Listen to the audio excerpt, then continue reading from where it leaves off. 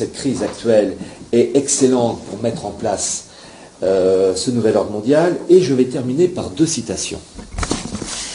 L'une tirée des mémoires de David Rockefeller, sorti en 2006. Pour ceux qui n'ont pas eu le temps de lire ce pavé, qui lisent au moins le chapitre 27, Internationaliste et fier de l'être. Déjà le titre, le mot internationaliste dans son globalisme.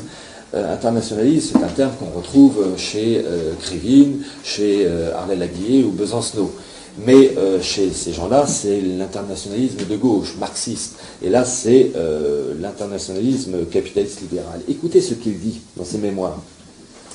Certains croient même que nous faisons partie d'une cabale secrète agissant contre les grands intérêts des États-Unis, et ils, entendu les extrémistes selon Rockefeller, et ils représentent ma famille et moi comme des internationalistes. Ils vont jusqu'à prétendre que nous conspirons avec d'autres capitalistes dans le monde pour construire une structure politique et économique mondiale plus intégrée, un seul monde, si vous voulez.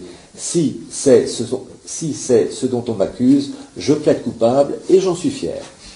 Et je continue, il dit ceci.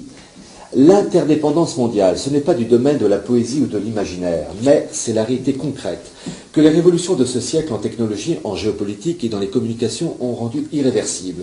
La libre circulation des capitaux, des marchandises et des personnes, par-delà les frontières, demeurera le facteur fondamental de la croissance économique mondiale et du renforcement des institutions démocratiques partout dans le monde. Les États-Unis ne peuvent pas échapper à leur responsabilité mondiale. Le monde d'aujourd'hui réclame une direction des affaires mondiales et notre pays doit répondre à cette demande. Au XXIe siècle, il ne peut y avoir de place pour les isolationnistes.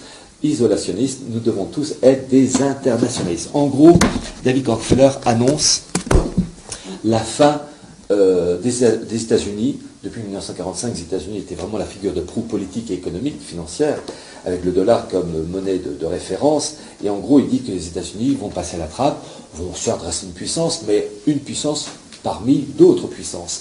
Et ce sont des propos de la même veine tenus par George Soros, ce grand prince du mondialisme financier, qui en particulier a fait sortir la livre sterling en 1992 du SME, et qui dit ceci. Son bouquin est sorti cette année, et en gros, il annonce la même chose. Écoutez ceci.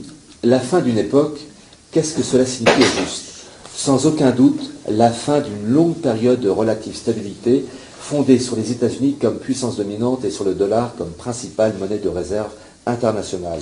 Je prévois une ère d'instabilité politique et financière dont on peut espérer qu'elle sera suivie de l'émergence d'un nouvel ordre mondial. Et donc en gros, on a là le résumé de la situation actuelle. La crise actuelle va enfanter un nouveau monde qui sera babélien.